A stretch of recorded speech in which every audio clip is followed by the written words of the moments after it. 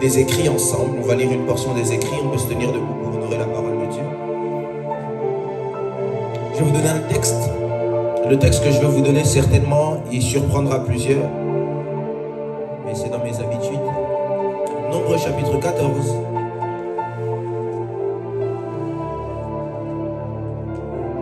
Nombre chapitre 14. La Bible dit ceci. La Bible dit, si l'Éternel nous est favorable, il nous mènera dans ce pays et nous le donnera.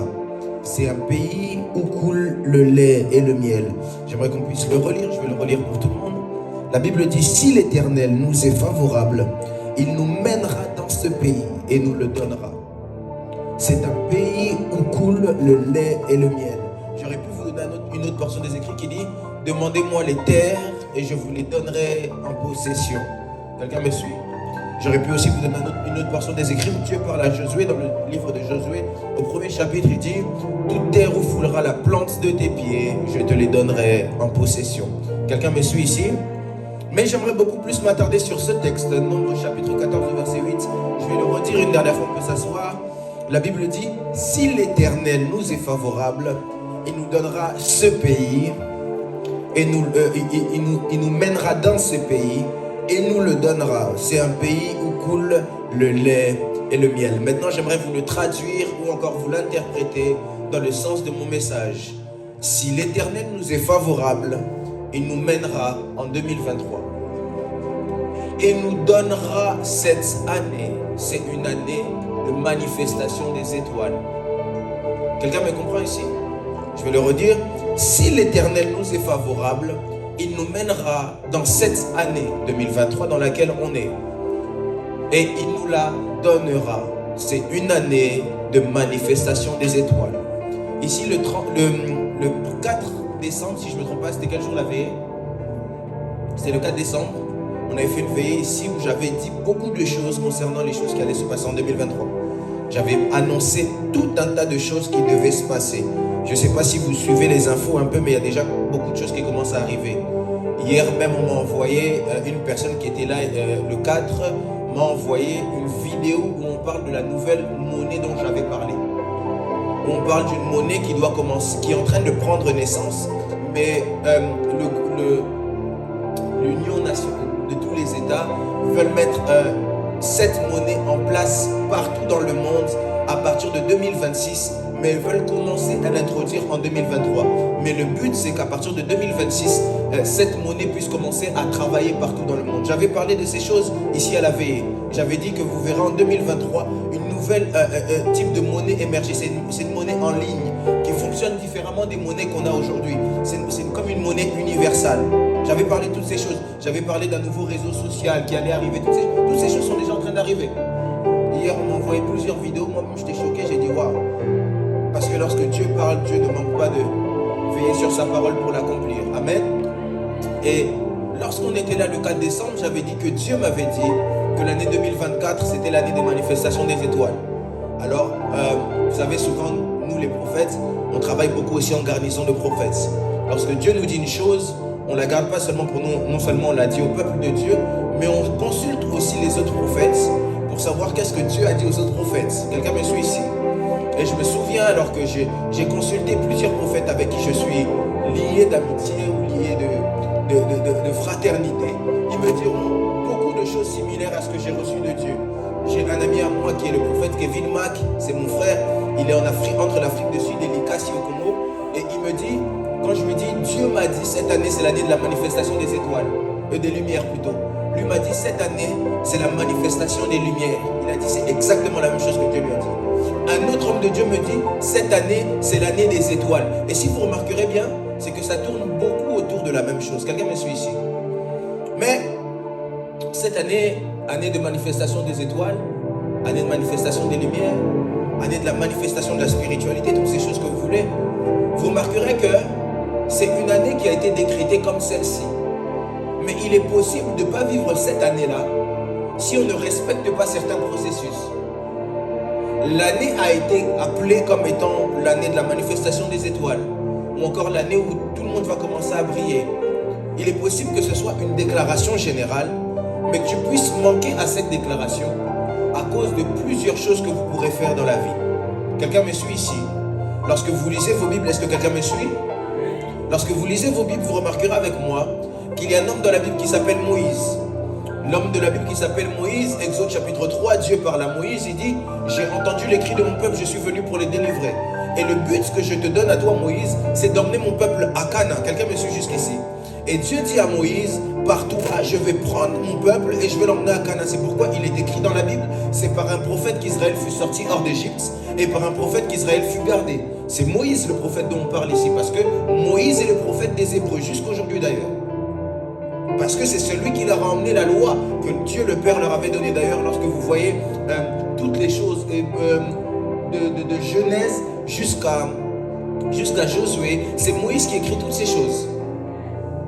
C'est Moïse qui écrit toutes ces choses. Même lorsqu'on parle de Adam et Ève, toutes ces choses, j'ai déjà parlé de ça, ce sont des visions que Moïse a eues. Ce n'est pas des choses, quand l'histoire de Adam et Ève, on est en train de parler continuellement, jusqu'à de nos jours, dans tous les cadres ecclésiastiques, ce n'est pas une histoire, si je peux dire ça, racontée, mais c'est une vision que Moïse a eue et qu'il a eu à écrire. Même la vie d'Abraham, dont on parle d'Abraham, le Dieu d'Abraham, qui est le père de la foi, Abraham, avec qui Dieu a fait alliance et qui lui a dit ta postérité sera grande comme les étoiles, etc. C'est une vision que Moïse a eue. Toutes ces choses qu'il y a avant Moïse sont des visions que Moïse a eues. Même le livre de Genèse, lorsqu'on parle de Joseph, c'est aussi une vision que Moïse a eue. Quelqu'un me suit ici? Est-ce que quelqu'un me suit? Et maintenant, Dieu parle à ce Moïse-là et dit à Moïse, tu dois emmener le peuple à Canaan. Mais une chose qui me paraît très étrange, c'est que Moïse voit Canaan, mais il n'entre pas à Canaan. Moïse voit Canaan, mais il n'entre pas à Canaan. Quelqu'un peut me poser la question pourquoi? Quelqu'un peut me poser la question pourquoi? La première des choses qui fait, la chose qui fait que Moïse n'est pas entré à Canaan, n'était pas que Dieu n'était pas fidèle en sa parole. La chose qui a fait que Moïse n'entre pas à Canaan n'était pas que Dieu a menti. La chose qui a fait que Moïse n'entre pas à Canaan n'était pas que Dieu a changé sa parole vis-à-vis de Moïse. Ce qui a fait que Moïse n'entre pas à Canaan, c'était sa désobéissance à l'alliance qu'il avait avec Dieu, ou encore à l'ordre que Dieu lui avait donné. Plusieurs, on a des prophéties dans nos vies, on a des messages dans nos vies, et ça ne s'arrête pas simplement à ce qui concerne l'année 2023, ça concerne même à des destinées. Le problème, c'est pourquoi est-ce que tu ne vis pas toutes ces choses et tu vois les autres les vivre? C'est parce que tu es désobéissant à la volonté de Dieu pour toi. Celui qui désobéit à Dieu, je le disais quelque part dimanche, celui qui désobéit à Dieu ne peut pas espérer vivre les bénéfices de Dieu. C'est pas possible. Celui qui ne veut pas marcher dans le courant de Dieu ne peut pas espérer vivre les bénéfices de Dieu. Lorsqu'on veut les bénéfices de Dieu, il faut aussi être capable de s'aligner à la pensée de Dieu et à la parole de Dieu. Celui qui veut les bénéfices de Dieu doit aussi être celui qui obéit à ce que Dieu dit. Il y a plusieurs, parfois on s'habitue avec Dieu, on se dit Dieu va le faire certainement. On se dit Dieu va le faire. Écoutez, Moïse était celui qui conduisait le peuple. Et c'était certainement dit, j'arrive à un niveau où je peux faire ce que je veux. Dieu ne peut pas me lâcher. Parce que si Dieu me lâche, il lâche tout le peuple. Mais c'est pas comme ça que ça marche avec Dieu. Alors Dieu emmène Moïse jusqu'à devant Canaan. Il dit à Moïse, monte sur la montagne. Moïse monte sur la montagne. Il dit, tu vois là-bas, c'est ça Canaan. Tu as vu Canaan, mais tu n'entreras pas à Canaan. Et la Bible dit, Moïse mourra à cause de la désobéissance. Quelqu'un me suit ici? Mais là n'est pas mon message. C'est une des choses qui fait que lorsque Moïse arrive devant Canaan, avant que Dieu puisse lui ôter la vie, Dieu lui demande plusieurs choses. Il lui dit, j'aimerais que tu puisses m'envoyer des témoins. Comme il y a 12 tribus d'Israël, tu vas choisir 12 hommes et tu vas les emmener à entrer à Canaan. Et parmi ces 12 hommes, il y avait Josué et Caleb. Et vous remarquerez avec moi que les 12 hommes entrent à Canaan et ils voient ce qui se passe dans le territoire. J'avais dit ici à la veillée que je fais partie de ces 12. Avant même d'être en 2023, Dieu m'a permis de voir ce qui pouvait se passer en 2023. Je suis ici en train de prier dans le nom de Jésus. Que Dieu puisse te donner de l'avance sur les autres. J'ai raté le amen de quelqu'un qui croit en cela. J'étais en train de dire à quelqu'un que Dieu te donne de l'avance sur les autres. Que Dieu te donne de voir les choses avant que les choses arrivent. Que Dieu t'aide à toucher les choses avant que les choses t'arrivent. Je ne sais pas qui je déclare ces choses, mais je les déclare sur toutes les personnes qui peuvent recevoir cette parole. Et la Bible dit que les 12 sont entrés. Les 12 sont entrés et ont vu tout ce qu'il y avait à Cana. Ils ont vu qu'il y avait le lait et le miel. Ils ont vu que les promesses de Dieu étaient vraies et véritables. Ils ont vu les ennemis d'Israël à Cana. Ils ont vu les géants qui se trouvaient à Cana. Ils ont vu tout ce qui regorgeait à Cana. Et la Bible dit que ces 12 sont ressortis de Cana et ils sont venus donner un rapport. Ils sont venus dire à celui qui les avait envoyés, Moïse, voici telle chose qu'on a vue. Et j'aime la question que Moïse pose à ces 12. Il dit à ces 12, est-ce que vous pensez qu'il est possible qu'on puisse entrer? Et j'aime aussi la réponse de certains. La Bible dit que certains d'entre eux disent, non, ça sera trop compliqué d'entrer. Si on entre là-bas, il y a des géants qui vont nous empêcher de pouvoir atteindre le but. Je suis en train de dire que ceux qui ont répondu cela, c'était des personnes très méchantes et très mal intentionnées. Pourquoi? Parce que comment est-ce que vous avez pu entrer, mais lorsqu'il s'agit des autres, les autres ne pourront pas rentrer? Écoutez, j'aimerais dire à quelqu'un, n'écoutez pas les gens qui ont la capacité de vous décourager. Eux, ils acceptent qu'eux puissent faire des efforts, mais lorsque ça devient votre tour, ils disent que vous ne pourrez pas. Je suis en train de dire à quelqu'un, ne vois pas les limites que les autres te posent. Ne vois pas les limites que les autres te posent. Si eux, ils ont réussi, tu peux aussi réussir. Ne vois pas le complexe. Écoutez, être complexé, c'est une malédiction. Celui qui est complexé est sous l'emprise du diable. Parce qu'il va seulement voir que les autres, c'est les meilleurs, mais que lui ne peut pas. Quand c'est son cas à lui, c'est toujours compliqué.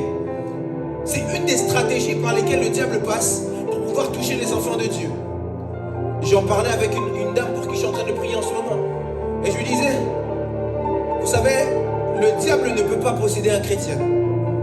Le diable peut envoûter un chrétien. Le diable peut... comment on dit ça? Non. Non, pas persécuter. Oppresser. Le diable peut envoûter un chrétien, il peut oppresser un chrétien. Mais le diable ne peut pas posséder un chrétien. Parce que celui qui est chrétien né de nouveau, il est rempli du Saint-Esprit. Il est impossible d'être possédé par le diable. Quelqu'un me suit ici? L'oppression, c'est qu'il t'oppresse. L'envoûtement, c'est qu'il te contrôle. Mais ce qui se passe, c'est que le diable, pour travailler dans l'oppressement et dans l'envoûtement, il va nous faire croire justement qu'il nous possède. Vous savez comment il va nous faire croire qu'il nous possède? À partir des pensées. À partir des pensées. Je vais expliquer que même lorsque la Bible dit, quand on chasse un démon, il revient avec 7 démons plus méchants. Ce n'est pas 7 démons plus méchants qui vont rentrer en dedans de toi. Ce n'est pas 7 démons plus méchants qui vont rentrer dedans de toi. Je donne même une stratégie dans le domaine de la délivrance. Un exemple. Quelqu'un a l'esprit de mort. Ok? On donne un exemple. L'esprit de mort. Alors la personne, ce qui va se passer, c'est qu'on va chasser l'esprit de mort. On est d'accord ici? L'esprit de mort est chassé. Mais la personne ouvre une porte. Je parle encore du mystère des portes. Alors lorsque la personne ouvre une porte, ce qui se passe, c'est que l'esprit de mort doit revenir. Mais pour revenir, il revient avec 7 esprits plus méchants. Mais les 7 esprits plus méchants avec lesquels il revient, c'est pas pour te posséder, c'est pour créer tout un système autour de toi qui va te reconduire vers l'esprit de mort. Je vais vous donner un exemple. Qu'est-ce qu'il va faire? Il va mettre en vous un exemple, l'esprit de culpabilité. Tu vas commencer à culpabiliser par rapport à quelque chose que tu as fait avant. Quand il va mettre en toi l'esprit de culpabilité, il va mettre en toi le manque de confiance. Quand tu vas perdre la confiance en toi, il va mettre en toi la dépression. Quand tu vas rentrer dans la dépression, il va mettre en toi la solitude. Quand tu vas entrer dans la solitude, là jusqu'à présent, tu ne vois pas l'esprit de mort. Tu vois d'autres esprits qui se manifestent, mais tous ces esprits qui se manifestent ont pour un seul but, emmener à ce que l'esprit de mort puisse te gagner. Parce qu'au final, lorsque tu entres dans la dépression, toutes ces choses vont t'emmener à avoir une conclusion. Il faut que je me suicide. Et quand tu vas dire il faut que je me suicide, en réalité, tout ce qui s'est passé là, c'est juste un système que l'esprit de mort a mis en place pour t'attraper. Quelqu'un me suit ici? C'est pourquoi je dis à quelqu'un, contrôlez vos pensées. N'écoutez pas tellement ce qu'on vous dit. Lorsqu'on vous dit des choses, il faut savoir être capable d'examiner ce qu'on vous dit. De prendre ce qui est bon et d'enlever ce qui est mauvais. C'est pourquoi moi, on peut me dire tout ce qu'on veut. Même si ça va me faire mal, peut-être que dans 3 minutes après, je serai beaucoup mieux. Parce que je fais un travail incroyable sur mes pensées en tout temps. Même lorsque je rate quelque chose. Moi, il m'arrive des moments où je me pose devant le miroir et je me dis, Chavni, t'es le meilleur. Je me comporte comme quelqu'un qui vient de gagner la Coupe du Monde. Simplement parce que j'ai besoin de travailler mes pensées. Simplement parce que j'ai besoin de travailler mes pensées. plus personne. On peut me mettre devant qui vous voulez. Même le plus grand prédicateur du monde, il vient ici. Comme certains vont prêcher, ils vont avoir peur de prêcher avec certains. Je n'aurai pas peur, je le dis toujours. Même si on me met devant Benny Hinn demain, je vais prêcher très à l'aise. Comme si c'était mon petit frère. Quelqu'un me signe? Parce que j'ai fait un énorme travail dans mes pensées. Un énorme travail dans mes pensées. Quelqu'un me suit? Lorsque les autres te disent, toi tu es nul, tu dois savoir que non, je ne suis pas nul. Parce que aussi beaucoup ont détaillé leurs valeurs ou ont vu leurs valeurs en fonction peut-être d'un pantalon Gucci qu'ils ont porté. Écoutez, la valeur n'est pas définie par ce qu'on porte. La valeur est définie par celui qui nous porte. Et celui qui nous porte s'appelle Jésus-Christ de Nazareth. Il est mort pour nous à la croix de Golgotha. Écoutez, la Bible dit, il nous a racheté à un prix inestimable. Il ne m'a pas racheté à 50 €. Il ne m'a pas acheté même à 10 000 € comme on peut acheter certaines voitures. Il ne m'a pas acheté au prix peut-être d'une Audi. Mais il m'a acheté à un prix qu'on ne peut pas quantifier aujourd'hui. La Bible me dit, il m'a acheté au prix de son sang. Il n'y a rien qui peut valoir le sang de Jésus aujourd'hui, mais moi je le vaux. Alors je n'ai aucun complexe. Quelqu'un peut dire que moi je n'ai aucun complexe. Il faut que tu puisses faire sortir le complexe de ta vie. Et ceux-là disent non, on ne pourra pas entrer parce que là-bas il y a des géants qui vont nous empêcher d'entrer. Mais j'aime ce que deux autres disent. Ils disent, si Dieu nous fait grâce, la Bible dit clairement, si Dieu nous est favorable, il nous emmènera là. La première des choses que j'aimerais dire à quelqu'un, si Josué et Caleb ont pu dire si Dieu nous est favorable, moi j'aimerais pas te dire ainsi, j'aimerais te dire Dieu t'est favorable. Moi j'aimerais te le dire, Dieu t'est favorable. Est-ce que je peux te dire pourquoi Dieu t'est favorable? Parce que la Bible dit que tout ce que vous demanderez en mon nom, croyez que vous les avez, croyez que vous l'avez reçu et vous le verrez s'accomplir. Parce que Dieu nous est déjà favorable à cause d'une chose, à cause de la grâce, au moyen du sacrifice de la croix. Dieu nous est favorable. Alors je ne me poserai pas la question de me dire si Dieu m'est favorable. Dieu m'est favorable. Comme il m'est favorable, il m'emmène dans cette année 2023. Est-ce que quelqu'un ici est mort? Non, nous sommes tous en 2023. Ça montre que Dieu nous est favorable. Dieu nous est favorable. Comme Dieu nous est favorable, il nous emmène dans cette année et deux, il nous la donne. Quelqu'un peut dire avec moi, Dieu me donne cette année. Dis-le bien, Dieu me donne cette année. Dis-le bien, Dieu me donne cette année. C'est l'année de la manifestation des lumières. Regardez, Dieu vous donne cette année.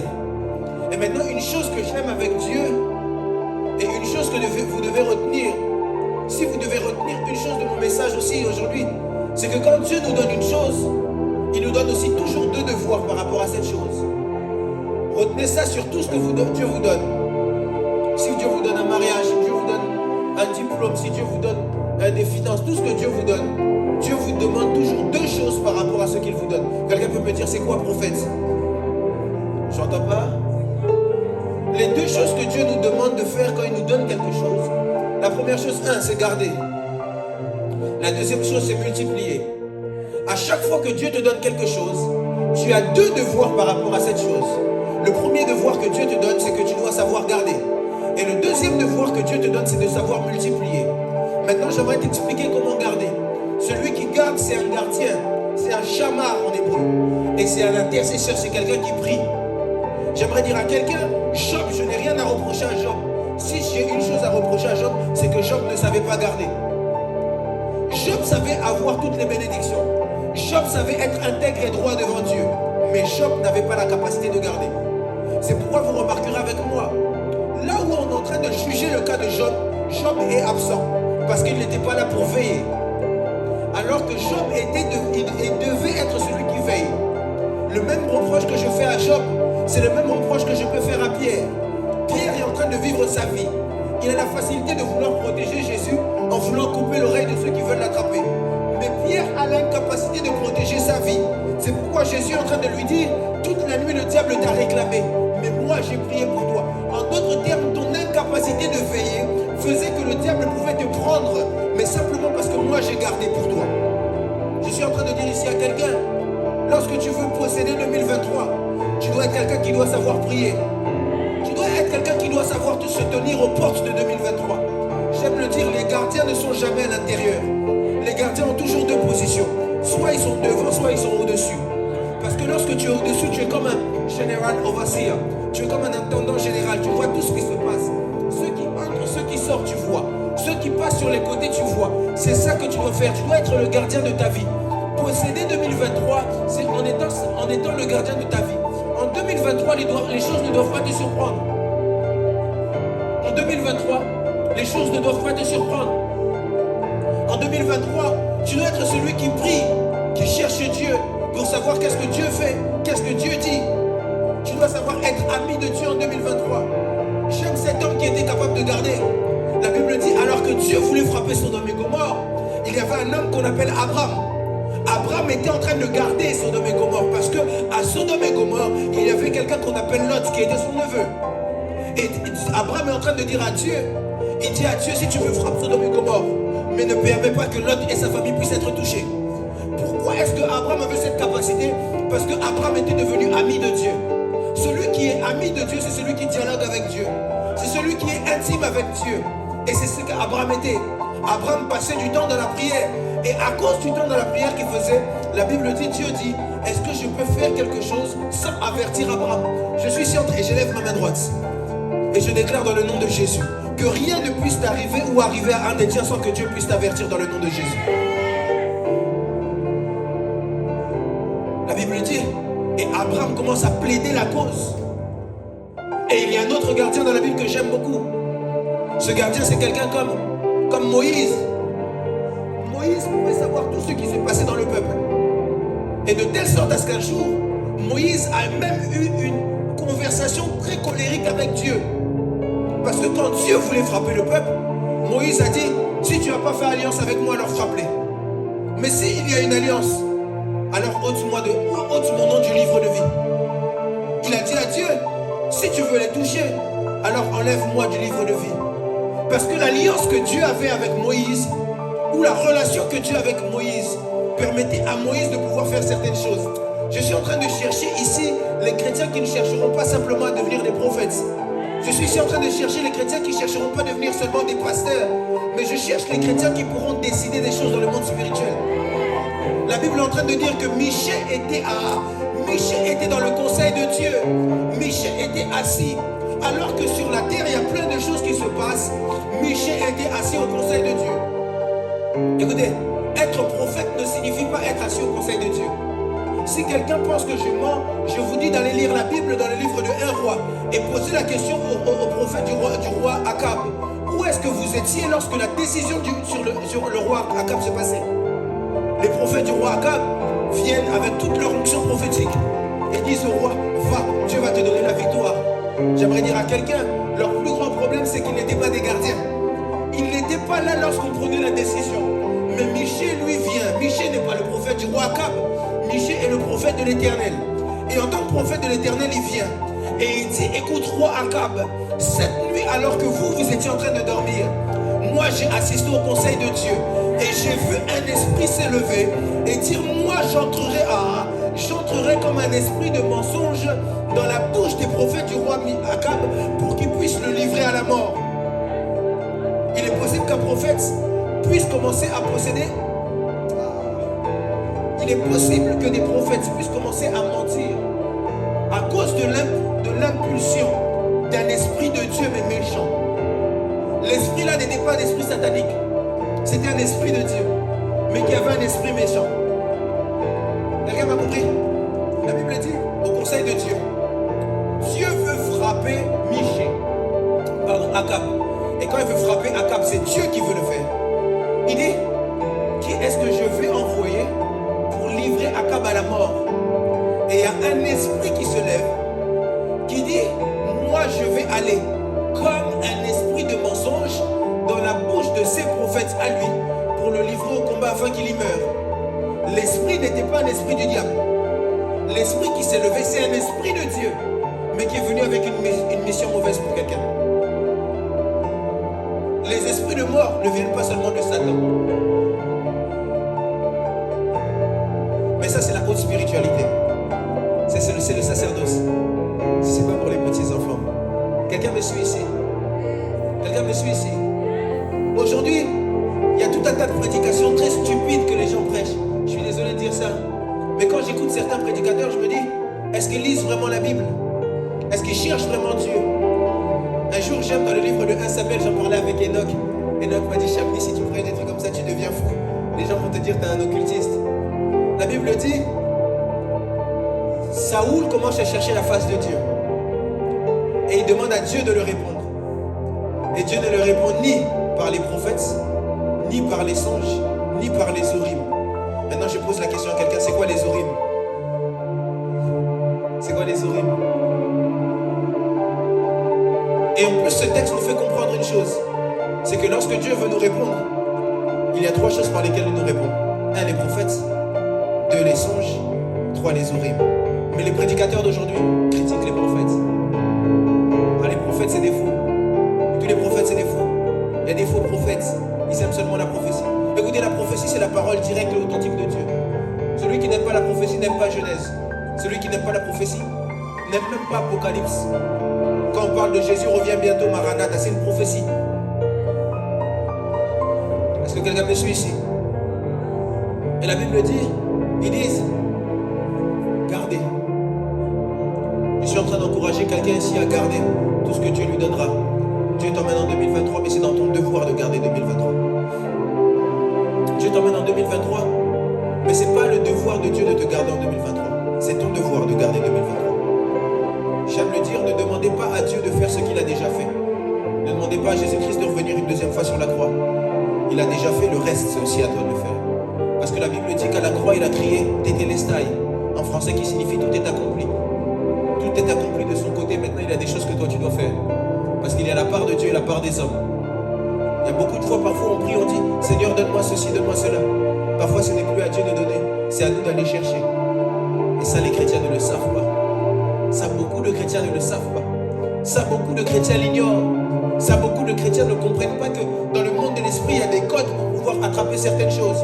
Ça, beaucoup de chrétiens ne le savent pas. J'aimerais dire à quelqu'un, aime la prière. La prière est la manette du monde spirituel, je l'ai dit ici une fois. Lorsque tu veux garder, on ne garde pas en payant. Parce que si tu gardes, celui qui ne garde pas, si Dieu ne garde pas, tu gardes enfin, c'est la Bible qui le dit. Mais pour garder avec Dieu, il faut savoir communiquer avec Dieu par la prière. Quelqu'un est avec moi? Quelqu'un peut dire avec moi, lever sa main droite et dire je dois prier. Dis-le bien, je dois savoir prier. Dis-le bien, je dois savoir prier.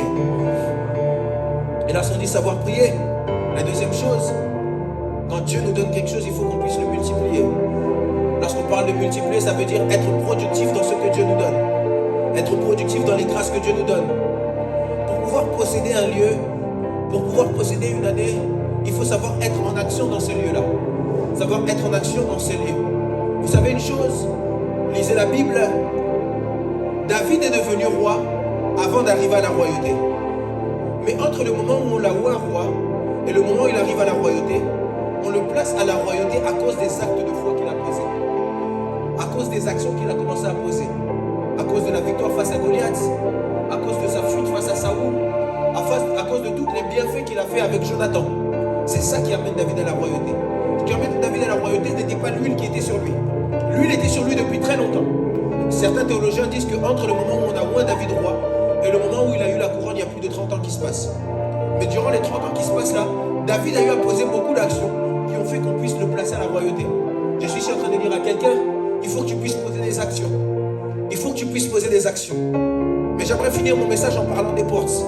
Pourquoi est-ce que lorsqu'on parle de possession, on parle de portes? Les portes, j'en parlerai lors du mystère des portes. Les portes sont des lieux de transition entre plusieurs sphères, entre une pièce et une autre. Pas seulement des pièces, mais même entre des cieux et des autres, entre des terres et des autres, entre des dimensions et des autres. C'est ça les portes. Il existe les portes qui emmènent à l'argent. Parce que les portes, c'est pas seulement ce qu'on voit de physique. Mais il faut savoir une chose, c'est que toute porte peut t'emmener à entrer, mais les portes peuvent aussi emmener à sortir. C'est-à-dire même lorsque tu délivres quelqu'un, en réalité tu le fais sortir de quelque part. C'est pourquoi David est en train de prier. Et David dit, je prie pour mon âme, libère mon âme de sa prison, afin qu'il puisse sortir par la porte. Parce qu'en réalité, même dans l'âme, il y a des portes. C'est pourquoi même Jésus-Christ de Nazareth est en train de parler d'une porte que plusieurs négligent. C'est la porte du cœur. Il est en train de dire, je frappe à la porte. Celui qui entend ma voix, ouvre et je viendrai soupirer avec lui. J'aimerais poser la question à quelqu'un. De quelle porte est-ce qu'il est en train de parler? Parce que dans le cœur, il n'y a pas une porte qu'on ouvre avec une clé. Il n'y a rien qu'on ouvre avec une clé. Est-ce que vous connaissez les clés qu'il y a dans votre cœur? Non. Mais les portes, avant d'être des choses matérielles et physiques, les portes sont des sphères spirituelles. Les portes sont des réalités qu'il y a dans le monde de l'esprit. J'ai expliqué ça ici. Je pense qu'on a tous regardé Wakanda 2, non? Lorsque vous voulez entrer dans la ville, qu'est-ce qui se passe? Il y a une porte qui s'ouvre. Et puis elle se referme, on ne la voit pas. Mais c'est ça le mystère des portes. C'est que les portes font entrer, mais les portes font aussi sortir. Je lève ma main droite et je déclare dans le nom de Jésus 1. Que si tu étais sous l'emprise du diable ou sous l'emprise de quelconque mauvais esprit, que tu puisses sortir par la porte dans le nom de Jésus-Christ de Nazareth. Je disais à quelqu'un que tu puisses sortir dans le nom de Jésus-Christ de Nazareth. Que tu puisses sortir par les portes de tout type de condamnation. Que tu puisses sortir de tout type de condamnation. Écoutez, il y a même des portes qui font entrer dans les destinées. Je regrette même d'avoir déjà sorti mon livre. Si j'avais eu cette révélation avant, j'aurais ouvert une porte qui s'appelle les destinées. La porte des destinées. Parce qu'il y a même des êtres humains qui sont des portes. Parce que vous remarquerez qu'il y a certaines personnes, lorsqu'ils entrent dans vos vies, ils vous font entrer dans de nouvelles sphères. C'est pourquoi même Dieu est en train de dire, demandez, on vous ouvrira. Demandez, on vous donnera. Cherchez, vous trouverez. Frappez, on vous ouvrira. Lorsqu'il parle de frapper, on vous ouvrira. De quel frapper il parle? Vous pensez que c'est frapper pour rien? Ça parle même des dimensions spirituelles. Parce qu'il y a des dimensions spirituelles qu'on reçoit simplement par impactation. En d'autres termes, frappe à la porte et la personne qui a, parce que la personne qui doit ouvrir, soit elle doit être à l'intérieur, soit à l'extérieur, mais elle est déjà entrée à l'intérieur parce qu'elle a une autorité avec les clés. Quelqu'un me suit ici? Posséder 2023. 2023 aussi a une porte. Et 2023 aussi a une porte de sortie. C'est pourquoi même lorsque Jésus, ah mon Dieu, j'aime Jésus parce que même Jésus respecte les disciplines de l'esprit. J'aime le dire, Dieu peut donner la vitesse, mais Dieu ne fait jamais sauter les étapes. Parce que Dieu respecte l'ordre spirituel. Lorsque vous lisez Job chapitre 41 ou chapitre 42, que je ne me trompe pas, lorsque Job commence à se plaindre auprès de Dieu par rapport au fait qu'il a tout perdu, j'aime une question que Dieu pose à Job. Il lui dit, est-ce que toi tu as déjà parlé aux portes des cieux? Et les portes des cieux t'ont obéi. Est-ce que tu as déjà parlé aux portes de la mer? Et les portes de la mer t'ont obéi. Et il finit, il pose la question, connais-tu les lois spirituelles? Parce que de la spiritualité, il y a des lois. Il y a la loi de la semence et de la récolte, ça tout le monde la connaît. Il y a beaucoup de lois. Les lois du jeûne, les lois de la prière, il y a beaucoup de lois. Il y a les lois de l'honneur, il y a tellement de lois que plusieurs ne comprennent pas. Il y a même les lois des symboles. Il y a même les lois des symboles. Il y a les lois des parfums. Si ici je commence à dire à quelqu'un, il m'arrive de prier avec des parfums, on va dire que je suis un occultiste, que c'est dans l'Ancien Testament. Mais lorsque vous lisez dans l'Ancien Testament, dans chaque pièce du tabernacle, il y avait un parfum spécifique. Et allez même dans le Nouveau Testament, Zacharie a prié pendant longtemps pour avoir des enfants. Mais Dieu ne l'a pas exaucé. Mais le jour où il a fait le service des parfums, la Bible dit l'ange lui est apparu. Et Dieu lui a dit, Dieu s'est souvenu de tes prières. Tu es exaucé maintenant. À cause de l'offrande des parfums. Je suis en train de dire à quelqu'un, dans la spiritualité, il y a beaucoup de choses qu'il faut comprendre. Beaucoup de choses qu'il faut comprendre. Et lorsque Jésus doit venir sur la terre, la Bible dit qu'une fois qu'il est dit, porte et levez vos linteaux, que le roi de gloire fasse son entrée. J'aimerais maintenant que tu puisses parler aussi aux portes de 2023. 2023, une porte. Est-ce que je peux vous donner le nom de la porte de 2023? Janvier.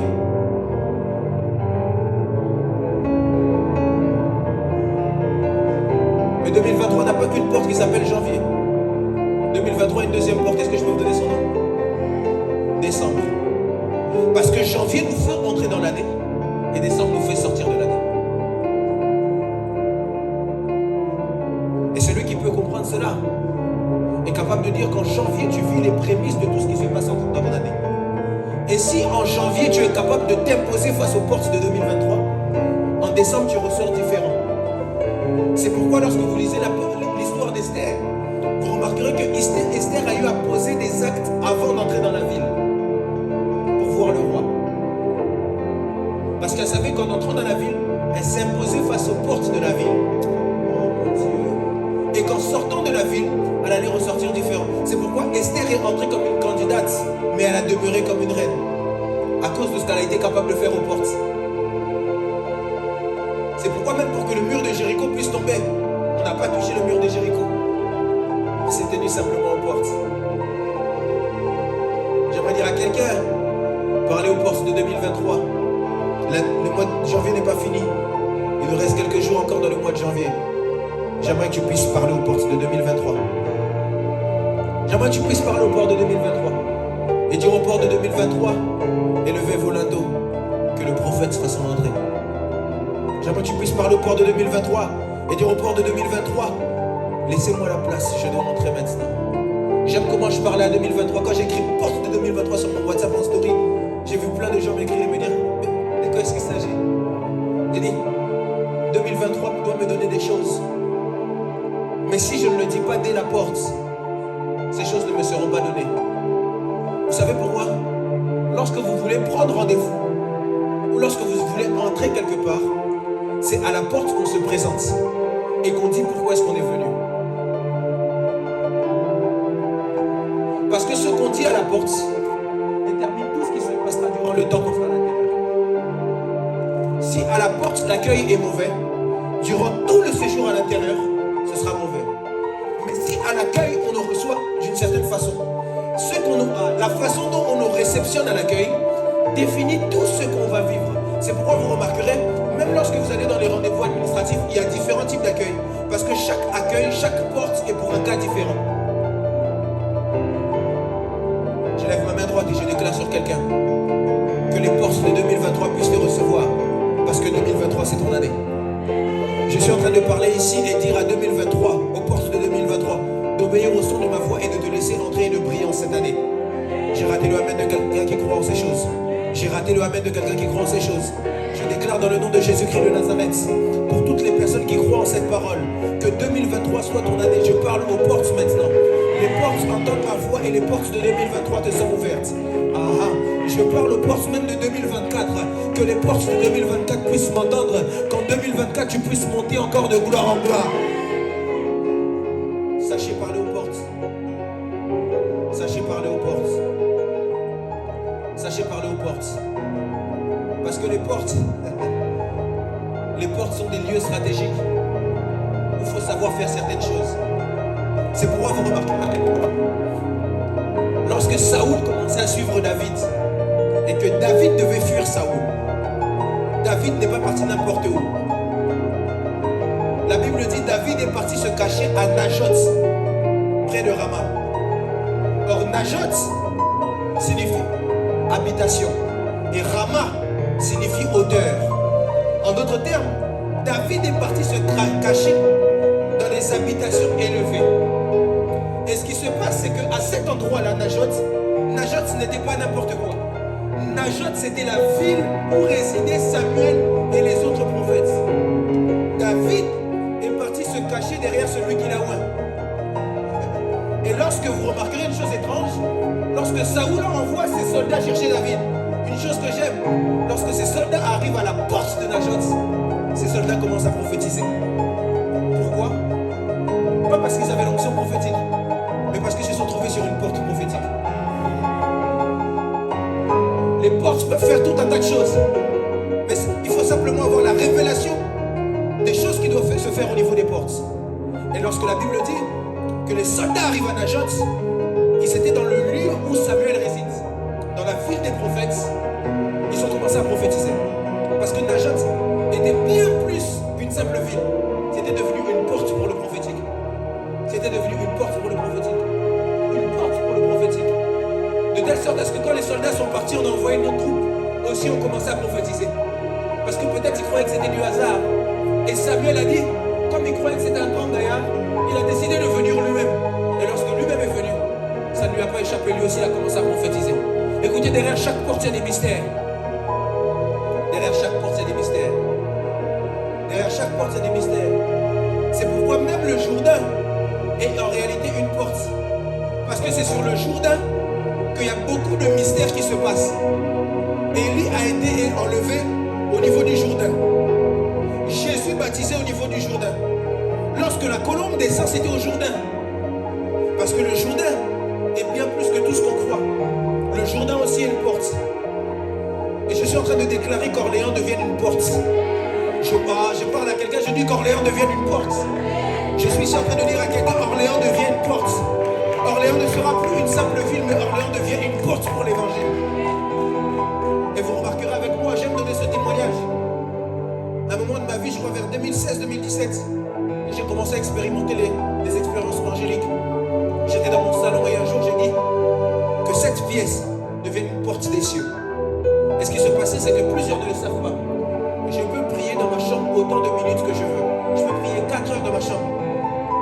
certains moments, quand j'ai certaines visitations, ces visitations-là tirent mon esprit jusqu'à dans mon salon. Parce que j'avais consacré ces lieux comme une porte. Je déclare dans le nom de Jésus que le royaume des choisis devienne une porte pour les mystères.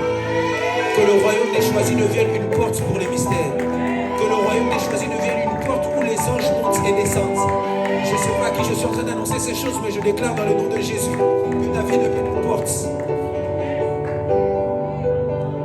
Que ta vie devienne une porte. 2023, je parle de porte de 2023. Écoutez ma voix et laissez-moi entrer, parce que cette année est mon année. Cette année est l'année où je dois briller. Cette année est l'année où je dois réussir. Cette année, l'échec ne sera pas mon partage. Cette année, je prends possession. Je prends possession. On va se tenir debout. On va prier rapidement aux portes de 2023. En ces instants, j'aimerais pas que tu puisses t'adresser à Dieu. Je sais que pour quelqu'un, ça paraît étrange. J'aimerais pas que tu t'adresses à Dieu. J'aimerais que tu t'adresses aux portes de 2023.